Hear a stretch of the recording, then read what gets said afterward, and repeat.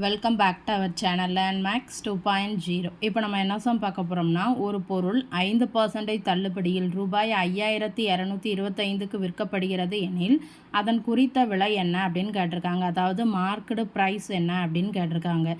அதாவது ஒரு பொருள் இருக்குது, அதனுடைய தள்ளுபடி சதவிகிதம் கொடுத்துருக்காங்க. எவ்வளவு? 5%.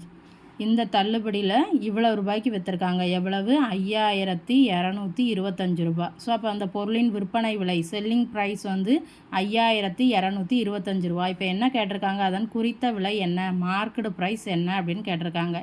அதை நான் சம் எக்ஸ் அமௌண்ட்டுன்னு வச்சுக்க போகிறேன். இப்போ இந்த பொருளின் விற்பனை விலையை நம்ம எப்படி எழுதலாம்? இந்த குறித்த விலையின், அதாவது எக்ஸின் 95%ன்னு எழுதிக்கலாமா? Is equal to 5225. ஏன்னா எவ்வளோ தள்ளுபடி சதவிகிதம் பண்ணியிருக்காங்க? 5%.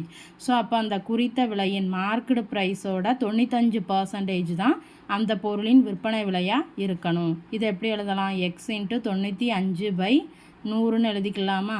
Is equal to 5225. இதை இப்போ நம்ம அடிக்கலாமா? 95. ஸோ அப்போ 95 × 5 போடலாம்.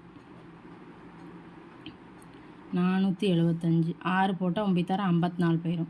ஸோ அப்போ 5 522ல் 475 போனால் 7 4. ஸோ திரும்பவும் 475 தான் வருது. ஸோ அப்போ 5. அப்போ எக்ஸ் இஸ் ஈக்குவல் டு 55 × 100 5500 ரூபா. இதுதான் அந்த பொருளோட மார்க்கெட் ப்ரைஸ், குறித்த விலை. வீடியோ பிடிச்சிருந்தா சேனலை சப்ஸ்கிரைப் பண்ணுங்கள், வீடியோவை ஷேர் பண்ணுங்கள். தேங்க்யூ.